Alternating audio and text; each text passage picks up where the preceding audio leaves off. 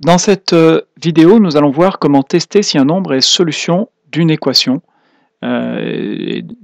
d'inconnu x par exemple. Alors si c'est une équation d'inconnu x, on va remplacer x par la valeur que nous voulons tester dans le membre de gauche et calculer le résultat que l'on trouvera.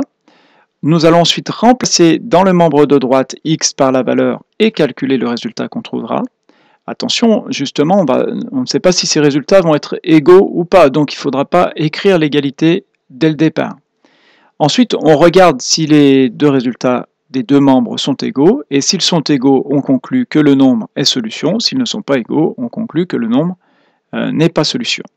Alors, voyons sur un exemple ce que ça donne. Alors, voilà, je vous donne l'équation 5x moins 3 est égal à 3x plus 9. Nous avons bien une égalité dans laquelle il y a un nombre que l'on ne connaît pas qui s'appelle x ici. La partie 5x moins 3, c'est le membre de gauche. La partie 3x plus 9, c'est le membre de droite. On vous demande de tester si le nombre 2 est solution et si le nombre 6 est solution. Alors, regardons d'abord pour le nombre 2.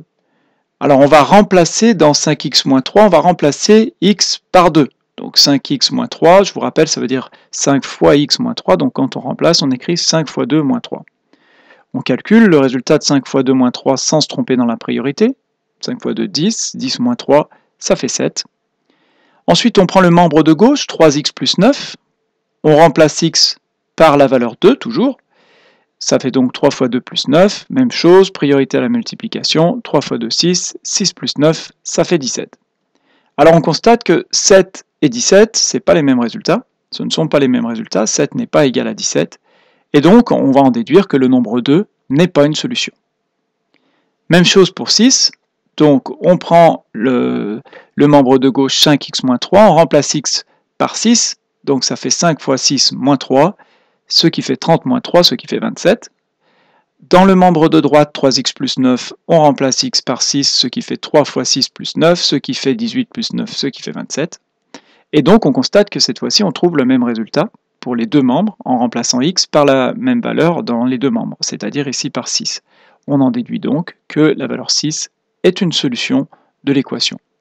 Donc cette méthode va nous servir souvent lorsque l'on veut vérifier, on va voir après comment résoudre une équation, puisque là je vous ai fait tester deux solutions, je savais à l'avance qu'il y en aurait une qui ne serait pas une solution et une autre qui serait une solution. Je vous ai fait tester deux valeurs, pardon. Et la question c'est, ouais, mais comment on fait pour la trouver, la valeur? Donc ça, c'est ce qu'on va voir ensuite. Mais en tout cas, lorsqu'on a une valeur, il n'est pas très difficile donc de tester pour voir si c'est une solution ou pas.